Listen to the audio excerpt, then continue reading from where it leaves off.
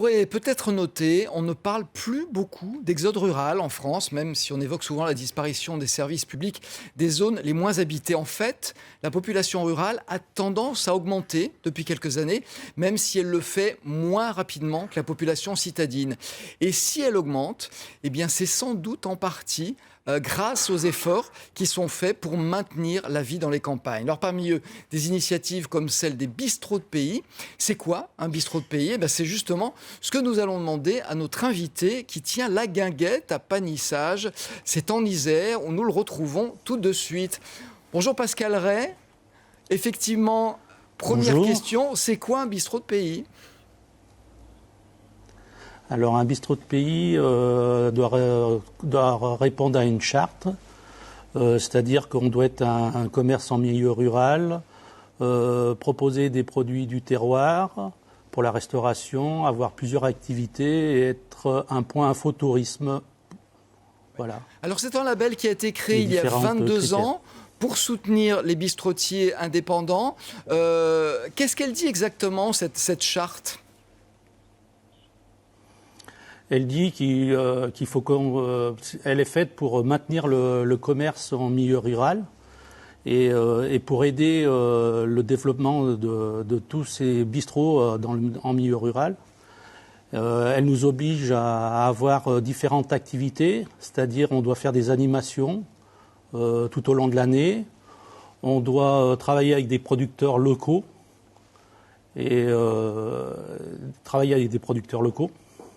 Oui. Et justement, après, vendre des produits de votre terroir. Alors moi, j'aimerais savoir justement quels sont les produits de votre terroir, puisqu'on parle de pays, la notion de pays, c'est pas le pays, c'est pas la nation, hein, c'est une petite région. Nous, on travaille beaucoup avec des GAEC, c'est-à-dire des fermes qui font de la production de fromage de chèvre, de yaourt. On travaille avec une fabrique de sirop qui est sur la commune. On travaille avec une pisciculture qui est à côté. Donc on essaye de développer un réseau court. Alors il faut savoir, vous êtes un bistrot, mais pas seulement. Vous faites aussi chambre d'hôtes et restaurant. En fait, c'est plusieurs métiers en un. Oui, en fait, on a plusieurs activités.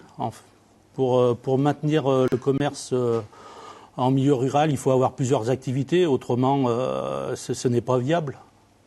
Vous êtes installé depuis Donc, combien de temps à Panissage ? Alors nous, on est installé depuis 25 ans. On avait repris vraiment ce qui s'appelait à l'époque un bistrot.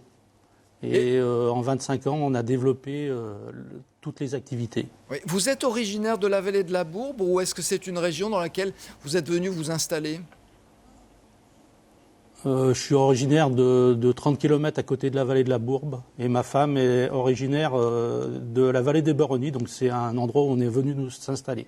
Alors justement, j'aimerais qu'on situe un petit peu, parce que je ne suis pas certain que tous ceux qui nous écoutent connaissent la vallée de la Bourbe. Elle est située où exactement ? Alors vous prenez Lyon, Grenoble, Chambéry, on se situe pile au centre de Stax, on est à proximité du lac de Paladru. Et à côté du château de Virieu qui est très connu. Alors justement, puisque vous en parlez, ça tombe bien, parce que vous êtes dans une belle région qui n'est peut-être pas très connue, mais justement pour donner envie à ceux qui nous écoutent d'aller vous voir, de vous rencontrer et de visiter cette région, on a quelques images. On va commencer justement par le lac de Paladru. J'aimerais que vous nous disiez en quoi c'est un lac qui est particulier et original. C'est un des plus grands lacs naturels de France. En plus, sur le lac de Paladru, on a découvert un village lacustre. Et donc là, un musée est en train d'être créé. Après, c'est un lac qui est très agréable pour la pratique de la voile. Et puis c'est un lac... Oui, voilà, il a une particularité, hein, c'est un lac privé. Donc, effectivement, c'est pas un lac public.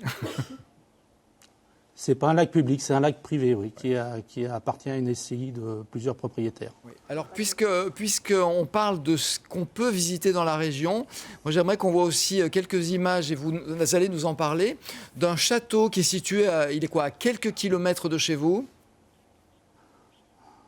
Alors, même pas à quelques kilomètres, à vol d'oiseau, il est à 500 mètres, c'est le château de Virieu, qui appartient à la famille de Virieu, dont un des enfants était très connu, c'était Henri de Virieu, qui était journaliste télé. Après, sur la région aussi, nous avons le château, vraiment à côté, le château de Pubetière.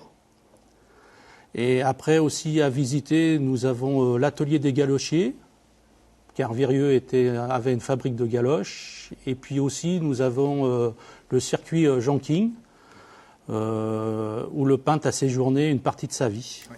Alors dites-moi, on voit il y a des atouts touristiques, mais est-ce que néanmoins, sachant que le château par exemple en ce moment est fermé, qui va rouvrir pour Pâques, est-ce que c'est difficile de faire vivre un établissement comme le vôtre en zone rurale ? Oui, en fait, il faut toujours essayer d'innover, de faire venir la clientèle. Nous, pour travailler toute l'année, on a créé avec nos partenaires, qui sont des entreprises locales et puis les sites historiques, des circuits. C'est-à-dire qu'on incite les gens à venir visiter une production le matin, à manger chez nous le midi, à aller visiter un lieu historique l'après-midi, comme le château de Virieu, par exemple. Après, on organise des manifestations aussi, par le biais des bistrots de pays. Donc là, la dernière animation, c'était de faire venir un clown dans notre établissement. Et après, nous, tout au long de l'année, nous organisons des manifestations, des petites soirées-concerts pour attirer la clientèle. Eh bien, écoutez, je pense que le message est bien passé. Il y a des choses à faire à la Guinguette et dans cette vallée de la Bourbe. En tout cas, merci de nous avoir accueillis chez vous pour nous prouver qu'on peut vivre en zone rurale et faire vivre la zone rurale.